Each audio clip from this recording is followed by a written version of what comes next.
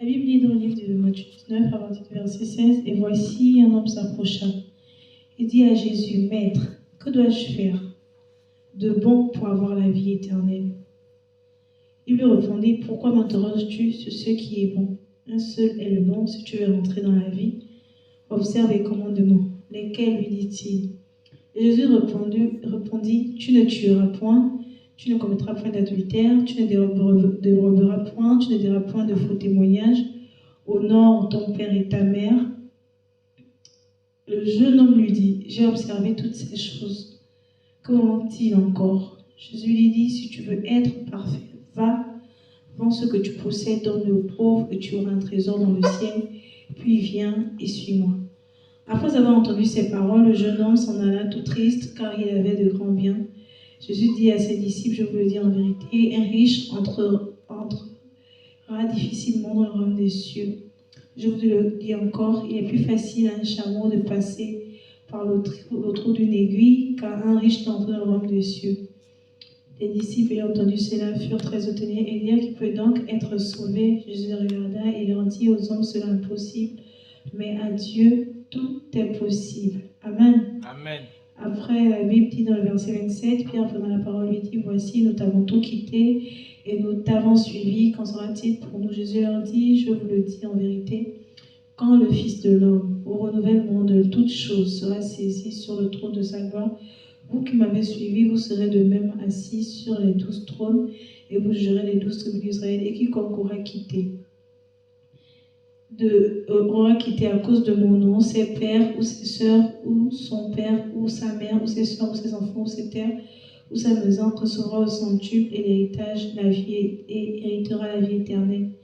Plusieurs des premiers seront les derniers et plusieurs les derniers seront les premiers. Amen. Amen. Amen. Ce soir, je vais me baser sur ce verset, Matthieu 19, à partir du verset 16 à 30. Ici, c'est l'histoire d'un jeune homme qui, certainement, avait observé tous les commandements que Dieu avait prévus pour nous, et les commandements que Dieu avait établis. Et lorsqu'il vient vers Jésus, il dit, qu'est-ce qu'il faut faire pour te suivre? Jésus lui dit, il faut observer tous les commandements. Et à lui de répondre à Jésus que oui, j'ai déjà observé tous ces commandements. Et Jésus va lui dire que va, prends ce que tu as et donne-leur aux pauvres et suis-moi. Apparemment, c'était là, Jésus avait carrément touché le point faible de cet homme, de ce jeune homme. Il a dit à Jésus, j'ai observé tous les commandements.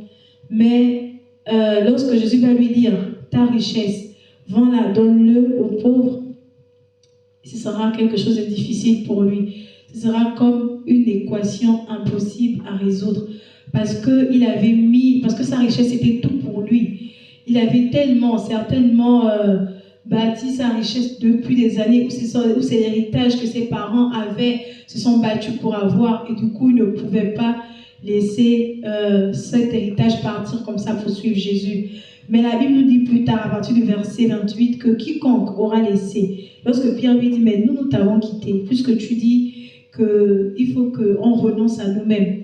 Et Pierre dit à Jésus, nous t'avons quitté, nous avons laissé nos pères, nos mères, tout ça pour te suivre. Et il dit que quiconque aura laissé ses pères, ses mères pour me suivre recevra cela au centuple.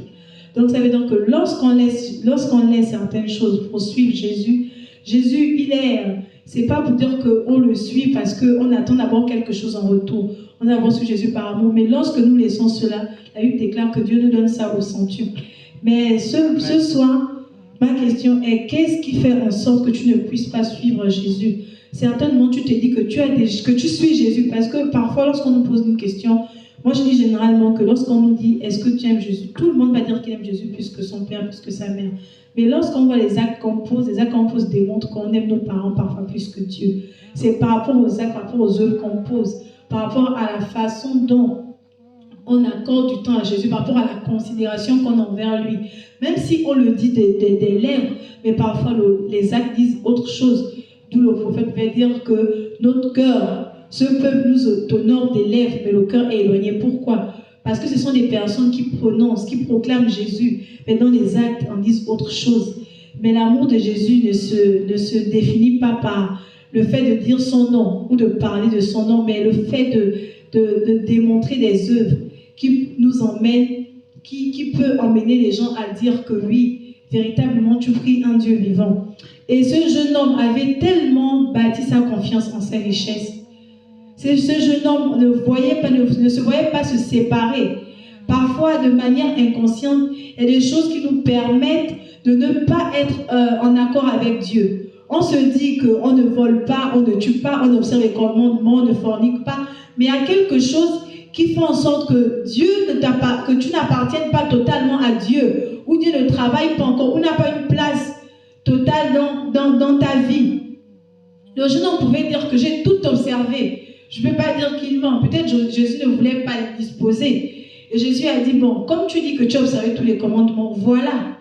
Donc pour lui, ce n'était pas un problème quand tuer, ça ne le dérangeait pas. Il pouvait s'abstenir de ne pas tuer, il pouvait s'abstenir de ne pas voler, il pouvait s'abstenir de ne pas forniquer, il pouvait s'abstenir de tous les commandements que Dieu avait prévus. Il ne pouvait pas s'abstenir de laisser, d'abandonner sa richesse, parce que sa richesse était tout pour lui. Et lorsqu'il y a quelque chose qui devient tout pour nous, Jésus passe en second lieu. Amen.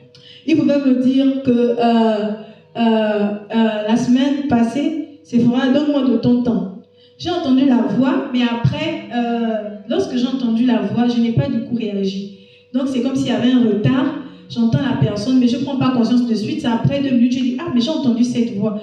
Et j'ai dit, ah, donnez de ton temps comment. Et j'ai remarqué que oui, effectivement, je passais plus de temps sur les réseaux sociaux que sur la parole de Dieu. Je ne pouvais pas m'en passer des réseaux sociaux, je ne pouvais pas m'en passer des jeux, je ne pouvais pas m'en passer. Et ça faisait en sorte que Dieu n'avait pas une place. Certes, j'avais peut-être 1 heure que j'avais établie pour prier, mais ça ne suffisait pas à Dieu pour que je puisse le suivre. Ça ne suffisait pas à Dieu qu'il prenne possession de moi. Et c'est la même chose avec le jeune. Le jeune homme, qu'est-ce qu'il faisait?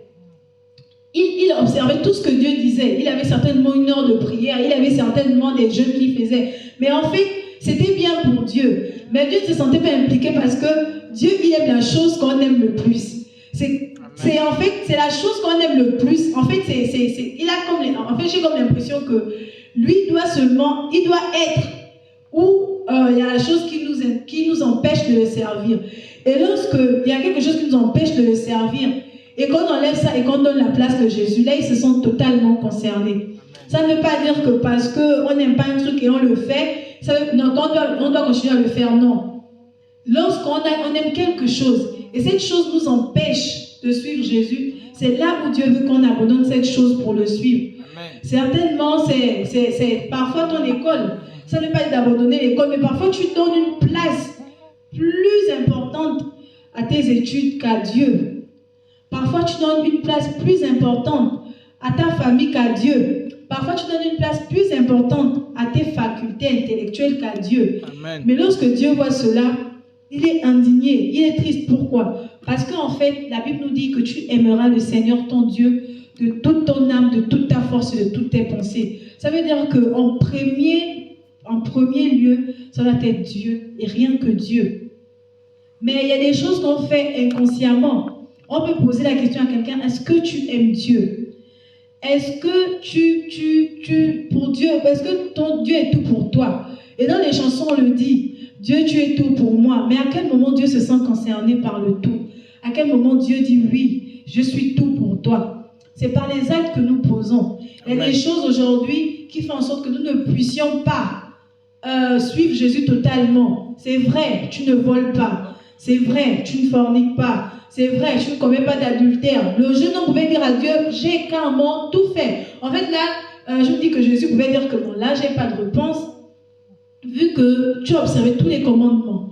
Lorsque tu observes tous les commandements, c'est que tu mènes une vie sur le chemin, sur la droiture, une vie qui t'emmène à la vie éternelle. Mais après, Jésus regarde, il dit, moi je me suis dit, peut-être, plus tard on s'est dit, bon, Jésus va dire qu'au jeune homme, bon, là, suis-moi. Parce que c'était ça en fait, il voulait suivre Jésus. Et il dit à Jésus, qu'est-ce qu'il faut faire pour te suivre? Jésus a cité les commandements, il a dit, j'ai observé ça. En temps normal, Jésus devait dire que vu que tu as observé les 10 commandements, vu que tu as observé tout ce que Dieu veut que nous fassions, suis-moi. Mais Jésus n'a pas demandé de le suivre. Jésus avait vu qu'il y avait quelque chose qui l'empêchait en fait de suivre. Jésus savait que s'il touchait le point faible, certainement il n'allait pas le suivre. Et Jésus a touché le point faible. Il dit, vends ce que tu as. Pourquoi Jésus dit, vends ce que tu as? Parce que Jésus qui connaît nos cœurs savait où se trouvait en fait le point faible de cet homme. Et il pouvait dire, vends tes richesses.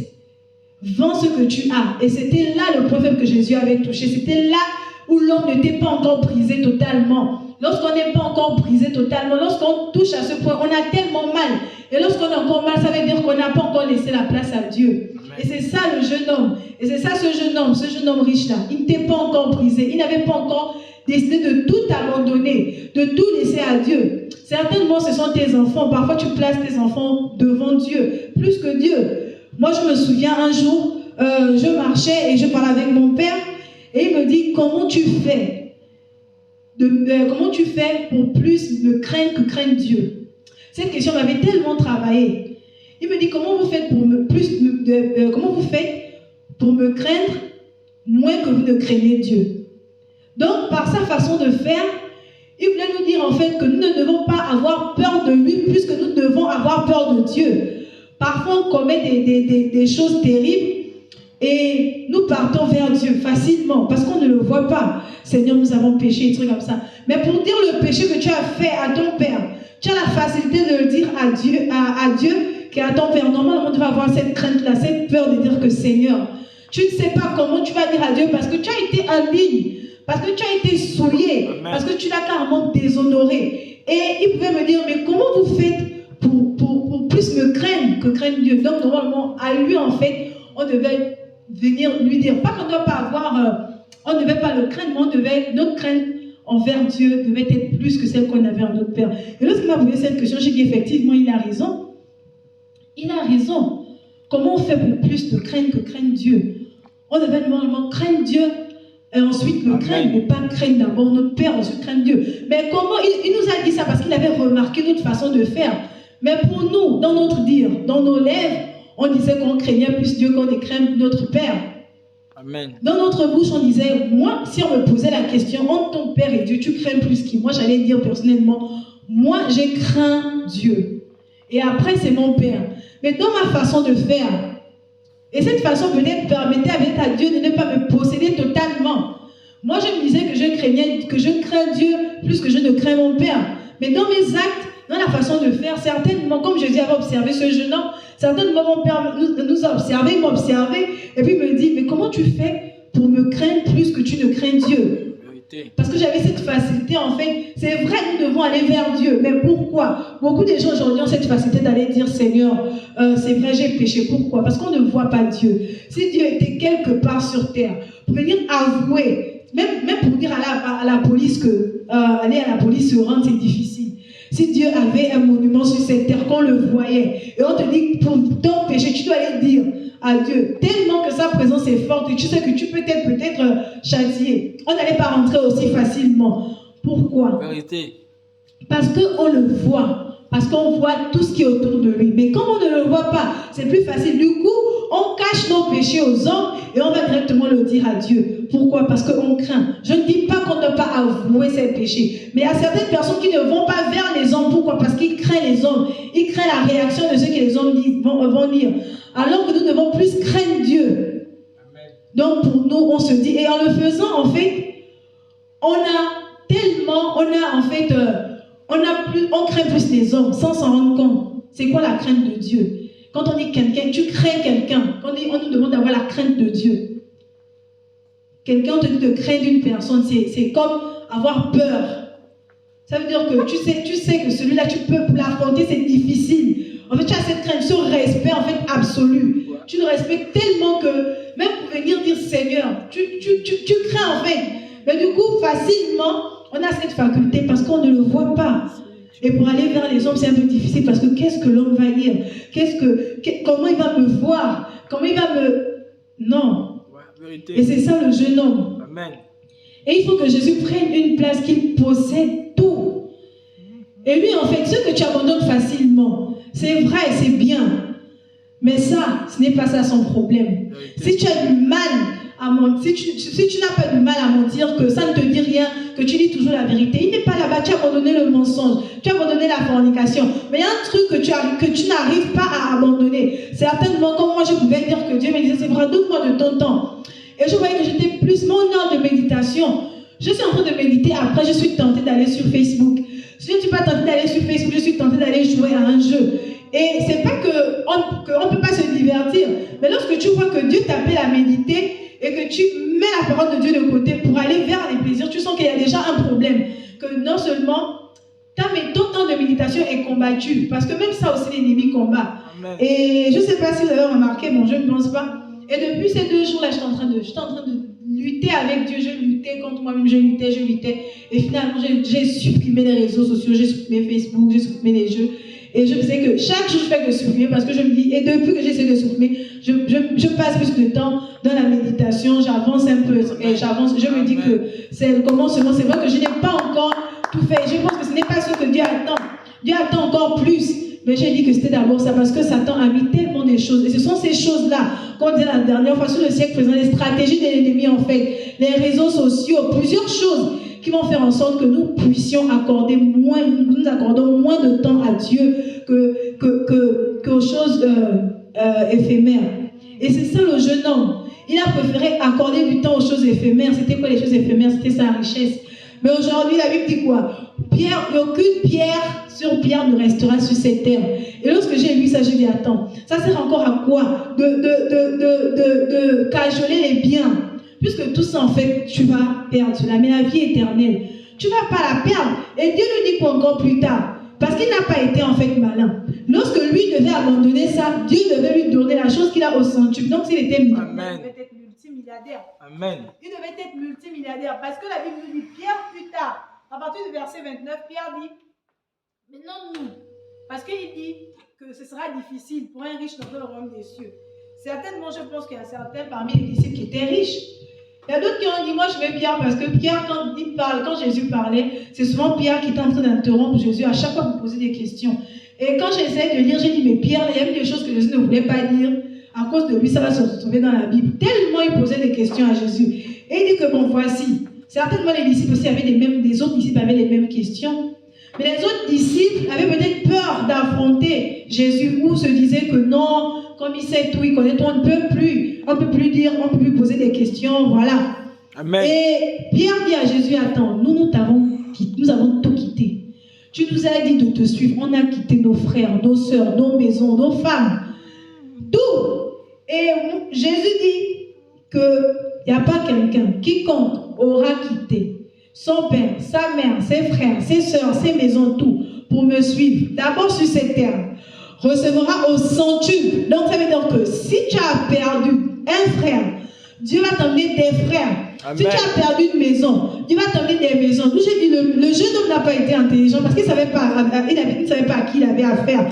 S'il avait laissé ses biens, Dieu devait lui donner au centuple ce qu'il devait laisser. Parce que vous voulez cajoler. Lorsque tu laisses quelque chose, ça fait mal. Mais Dieu va te remplacer par quelque chose de meilleur, qui va faire oublier tes douleurs. C'est d'abord sur cette terre. Et j'ai compris en fait que nous, chrétiens, nous devons d'abord être riches sur cette terre. Parce que lorsqu'on suit Jésus et qu'on abandonne, il dit que lorsqu'on laisse ces choses, il va nous donner cela au centuple. Donc sur la terre. Et ensuite, on va hériter le royaume des cieux, la vie éternelle. Donc non seulement il nous bénit sur la terre, mais il nous bénit encore dans les cieux. Amen. Amen. Donc, en fait, le jeune homme n'a pas été intelligent. Il n'a pas été intelligent. Certainement, il avait entendu parler de Jésus parce qu'il a dit, je vais te servir, je vais te suivre. On lui a certainement dit, c'est Jésus de Nazareth, les disciples, c'est Jésus qui guérit les malades. Mais il n'avait pas la connaissance de Jésus. Parce que s'il connaissait Jésus, il devait en fait, il devait même lui poser cette question. Il devait simplement le suivre. Et il devait comprendre, il devait mettre en pratique les instructions que Jésus lui avait données. Parce que la Bible dit que l'or et l'argent l'appartiennent. Donc certainement, il n'avait pas ce détail. Parce que s'il avait ce détail, lorsque il devait dire à Jésus, qu'est-ce que je peux encore laisser pour te suivre? Lorsque Jésus devait lui dire, vends tout ce que tu as. Ah, ça c'est pas un problème, vu que celui que je veux suivre, l'or et l'argent l'appartiennent. Donc ça devait être un détail pour lui. Il devait le laisser. Mais comme sur cette terre, on a placé notre confiance, On a complètement oublié que Dieu peut nous donner cela. Dieu a la capacité de remplacer toute chose. Il dit quoi? Je remplacerai les années perdues. Ça veut dire que tu perds quelque chose, Dieu te remplace au centuple ce que tu as perdu. Amen. Mais comme nous, on est complices à ceux que les yeux voient. Alors comment les gens vont dire que si je perds ça, qu'est-ce que les gens diront? Amen. À chaque fois qu'on pense comme ça, on se perd. On se perd. Parfois, les gens viennent dire, moi je dis souvent, lorsque Dieu te parle, par rapport par rapport à ma petite expérience, lorsque Dieu te parle, déjà, il y a déjà un combat qui se passe entre Dieu et toi. Le combat, pourquoi? Parce que tu dis, Seigneur, comment je vais le faire? Avant que les gens ne viennent te pointer du doigt, il y a d'abord un combat. Parce que lorsque Dieu te donne une parole, parfois ce n'est pas facile. Parfois c'est dur. Les gens ne savent pas qu'il y a déjà un combat qui a été fait avant que tu n'acceptes. Et lorsque tu parles, les gens viennent te pointer du doigt. Ce n'est pas que tu es contre, mais il y a déjà un combat qui a été fait. Et Dieu a gagné, il te dit, va. Toi aussi tu vas gagner, tu vas remporter. Et si tu écoutes ce que les hommes te disent, tu vas passer à côté. Amen. Parce que le combat que Dieu te demande d'aller faire, c'est vrai, c'est difficile. Je vais dire à Dieu, Seigneur, je ne veux pas. Et Dieu te rassure que ça va aller, va. Et lorsque tu prends une décision, les hommes ne comprennent pas. Mais ils ne savent pas que d'abord il y a un combat entre Dieu et toi. Et Dieu t'a rassuré que tu vas remporter le combat. Amen. Mais si toi tu te bases sur ce que les hommes disent, tu vas passer à côté.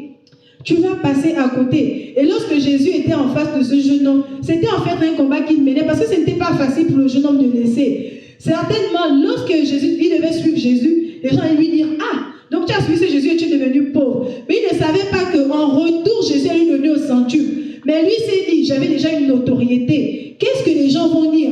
Amen. Qu'est-ce que les gens vont dire? Comment on va me voir au quartier? Moi qui étais comme ça, moi qui donnais ceci. Voilà aujourd'hui, parce que j'ai suivi Jésus, je suis devenu pauvre. Il y avait tout ça.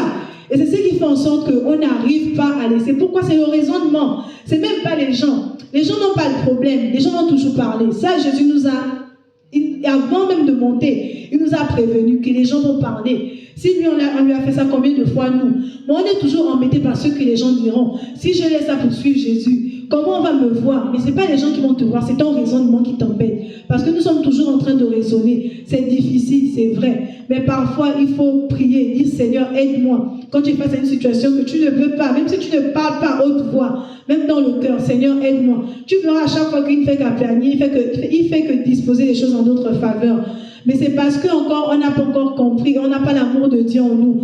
On n'a pas dit d'abord qu'on veut servir Dieu. Parce que si tu veux vraiment servir Dieu, il faut vraiment abandonner. Même si ce n'est pas de suite, à chaque fois. Une fois que ça te fait mal, je vous assure. Moi, c'est vrai, on dit les réseaux sociaux, c'est rien, tout ça. Mais quand tu n'arrives pas à t'en passer, ça devient quelque chose. Lorsque tu n'arrives plus à t'en passer d'un truc que tu dis que c'est rien et tu n'arrives pas à t'en passer, ça a déjà pris une place primordiale dans ta vie. Et lorsque ça, c'est maintenant un combat avec Dieu. Parce que ça, c'est un combat aussi. Lorsque tu veux servir Dieu et que la chose qui t'empêche de servir Dieu est présente dans ta vie, ça devient un combat. Et c'est un combat de qui va remporter. Parfois, c'est pas Dieu qui perd, c'est nous qui perdons. Dieu lui vient nous pousser pour que nous puissions aller de l'avant. Mais ce n'est pas Dieu qui perd le combat. Dieu ne perd jamais le combat. Il est juste attristé parce qu'il voit qu'il n'a pas une place primordiale dans nos vies. Il est attristé parce qu'on ne le considère pas comme il veut. Dieu, il ne perd pas de combat. Lui vient nous aider. Lorsqu'on prend une décision que Seigneur, je vais te servir. Mais voilà, voici, il y a Facebook qui m'empêche de te servir parce que tout le temps, je suis tentée de vouloir aller regarder ce qui se passe sur les réseaux sociaux, l'actualité, aller me moquer, aller regarder les directs, des personnes même qui insultent Jésus, des personnes même, parce qu'on veut se dire que ouais, il y a des prédications sur Facebook, oui, il y a des prédications, mais à un moment aussi, parfois ce n'est pas ça. Parfois tu fais même 1 minute pour voir les prédications, le reste du temps, ce sont des publications qui parlent des choses malsaines. Amen. Et lorsque c'est un combat, Dieu il perd sa place dans ta vie, mais il ne perd pas le combat. Il se retire simplement parce que tu as décidé en fait de faire une place aux choses éphémères. Lui ne perd pas le combat. Si toi tu ne veux pas laisser une place, sois sûr qu'il gagne le combat quelque part ailleurs. Parce que si toi tu refuses de servir Dieu, quelque part il y a un jeune qui a laissé Dieu remporter dans sa vie.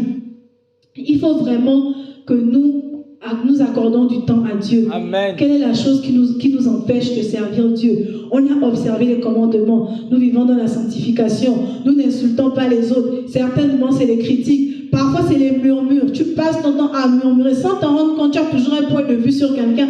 Et parfois, ça attriste Dieu sans t'en rendre compte. Ça attriste Dieu. Il y a des sœurs qui ne peuvent pas s'en passer de critiquer. Et il y a des bouches, il y a des personnes que Dieu veut utiliser à travers ta bouche. Et tu es toujours en train de critiquer le prochain. Et je pouvais découvrir, je dis Seigneur, hier quand j'étais en train de méditer, Jésus dit il y a 2 grands commandements. Les 2 plus grands commandements. Je me suis dit, parce qu'avant de passer au prochain verset, lorsque Jésus dit ça, je me mets à réfléchir. Et je me dis certainement c'est honore ton père et ta mère. Et il pouvait dire les 2 grands commandements sur cette terre, c'est tu aimeras ton Dieu de tout ton cœur, le premier commandement de toute ton âme et de toutes tes pensées. Et ça, moi, je me suis dit, c'est normal. Mais le deuxième commandement, il dit, tu aimeras ton prochain comme toi-même. Le plus grand commandement. Donc, même honore ton père et ta mère vient après aimer son prochain. Mais Dieu veut t'utiliser. Tu es quelqu'un qui, à chaque fois, qui critique, qui, à chaque fois, qui murmure contre les autres. Si tu vois que tu ne peux pas, je ne sais pas, essaie même de t'éloigner pour éviter de murmurer. Essaie même de ne même pas regarder ce que cette personne fait dans sa vie pour éviter de murmurer. En fait, mets-toi des limites pour que tu ne puisses pas murmurer. Amen. Et la Bible dit c'est carrément l'un des grands commandements. Donc, si tu as ces 2 commandements, tu es sur le chemin de la vie éternelle. Après, c'est ce qu'il dit. Il dit, si tu observes ces 2 commandements, tu es sur le chemin de la vie éternelle. Donc, si tu aimes Dieu de tout ton cœur, de toute ton âme, de toute ta pensée, et si tu aimes ton prochain, bon, maintenant, si tu passes ton temps à murmurer, et tu as tellement ton don de chant est précieux aux yeux de Dieu, mais quand ta bouche ne passe le temps qu'à critiquer, à murmurer, Dieu, en fait, ne voit pas sa place, parce qu'il veut tout. Hormis le fait que tu es une chante sanctifiée, mais ta bouche tu parles beaucoup. Amen. Tu critiques beaucoup. Amen. Et la bouche qui bénit ne peut plus maudire. La bouche qui bénit ne doit pas critiquer, ne doit pas murmurer. Amen. Et c'est ça en fait. C'est pas forcément. Il y a quelque chose qui t'empêche. Toi, tu peux t'en passer des réseaux sociaux, mais tu peux pas t'en passer de critiquer. Tu peux t'en passer de critiquer, mais tu peux pas t'en passer de garder la rancune. Parce que quand on t'a déjà fait quelque chose, la rancune, ça part pas. Vérité. Et on ne peut pas servir Dieu comme ça. S'il y a quelque chose qui nous retient, il faut que nous puissions abandonner cela. C'est vrai que ce n'est pas facile. Si tu abandonnes facilement quelque chose, c'est pas là où, c'est pas ce qui te fait mal. C'est la chose qui te fait mal. C'est la chose là que Dieu veut. C'est la chose là que Dieu veut prendre sa place. Il veut carrément que tu fasses sortir cette chose de toi et que lui, tu viennes lui faire asseoir sur cette place où cette chose occupait la place. Lorsque ça fait mal, et je me suis dit, donc certainement, j'ai quand même été délivrée de quelque chose. Donc c'est ça en fait qui m'empêchait de vraiment suivre Dieu. Mais au fur et à mesure, quand on remarque, et puis quand on est chrétien, on n'avance pas pour avancer. Tu es là, tu fais ce qu'on appelle l'introspection. Ça veut dire que tu regardes un peu, tu remarques qu'il y a un caractère qui t'éloigne de Dieu. Tu remarques qu'il y a un caractère qui n'est pas bien. Parce que si toi-même tu n'arrives pas à te remettre en cause, même si les autres te disent, ça c'est rien que ce que les autres peuvent te dire, mais il y a des choses que tu remarques, que toi-même tu sais que ce n'est pas bien. Et tu te dis, non, ça pour un chrétien, où tu as fait la chose, tu demandes pardon-moi à Dieu. Et tu dis, en fait, ça je ne veux pas. Mais si tu le répètes tout le temps, il faut dire que c'est la chose qui t'embête. Et là, il faut demander à Dieu de t'aider. Et d'abord la décision aussi. Parce que quand on veut, en fait, c'est aussi une décision personnelle. Amen. Lorsqu'on prend la décision de faire... lorsqu'on prend la décision d'arrêter, c'est vrai que la Bible dit que ce n'est pas par notre intelligence, ce n'est pas par notre propre force. Mais la décision aussi de l'homme est pour quelque chose. Quand tu dis déjà, Seigneur, je ne veux plus, il nous a donné le libre arbitre. Tu dis, Seigneur, je ne veux plus. Et quand tu dis, Seigneur, je ne veux plus, il est là, il vient directement, il envoie des anges t'aider, des anges pour te donner cette force pour arrêter. Amen. Amen. Il faut que nous puissions laisser, abandonner. Qu'est-ce qui nous empêche de servir Dieu? Qu'est-ce qui nous empêche même pas de servir Dieu, d'accorder du temps? Parfois, on sert Dieu, mais on n'accorde pas du temps à Dieu. En fait, c'est ça, c'est le temps que Dieu a besoin. On sert Dieu, on sert à l'église, on sert, mais on ne donne pas le temps qu'il faut à Dieu. Donc, il faudrait qu'on accorde du temps à Dieu, que nous soyons jeunes, vieux. Dieu a besoin du temps. Amen. Amen. Seigneur, je viens te bénir encore pour